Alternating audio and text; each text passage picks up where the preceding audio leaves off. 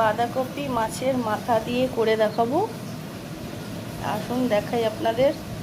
বাঁধাকপিটা কাটা হয়ে গেছে, তার মধ্যে টমেটোটা দিয়ে রাখলাম। সরষের তেল দেওয়ার পরে পেঁয়াজগুলো দিয়ে দিলাম, পেঁয়াজ কুচি দিয়ে দিয়েছি, একটু লাল লাল করে ভেজে নেবো। বাঁধাকপির আলু কেটে রেখেছি এরকম করে ডুমু ডুমু। এবার আলুগুলো আমি দিয়ে দিলাম।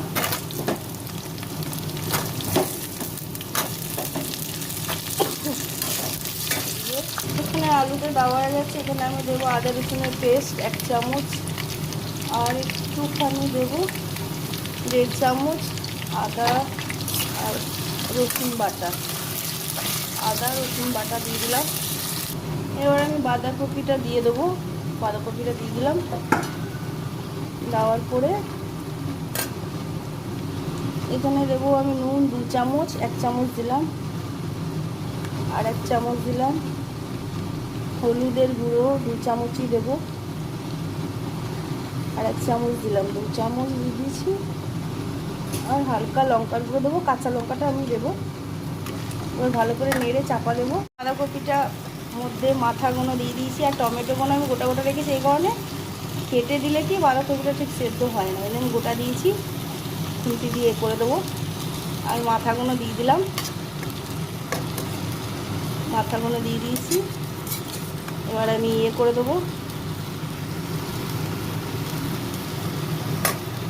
ভালো করে নেড়ে নিই। এই দেখুন বাঁধাকপিটা মাথাগুলো ভেঙে দিয়েছি, টমেটোগুলোও ভেঙে দিয়েছি, বেশ করে দিলাম। এবার লাস্ট যাবে চিনি। বাঁধাকপিটা অল্প করে চিনি দিতে হয়, একটু মিষ্টি মিষ্টি হালকা, টেস্টটা খুব ভালো লাগে। স্কিপ করবেন না, পুরোটাই দেখবেন ভিডিওটা। ভালো লাগলে সাবস্ক্রাইব করে দেবেন, প্লিজ প্লিজ প্লিজ আমাকে একটু সাপোর্ট করুন। আর বাঁধাকপিটা চিনি দিয়ে দিলাম, একটু ভালো করে এটা নাড়তে হবে। ঠিক আছে, আমার বাঁধাকপিটা পুরো কমপ্লিট। ভালো লাগলে লাইক শেয়ার সাবস্ক্রাইব করে দেবেন। এই দেখুন বাঁধাকপি দিয়ে মাছের মাথা।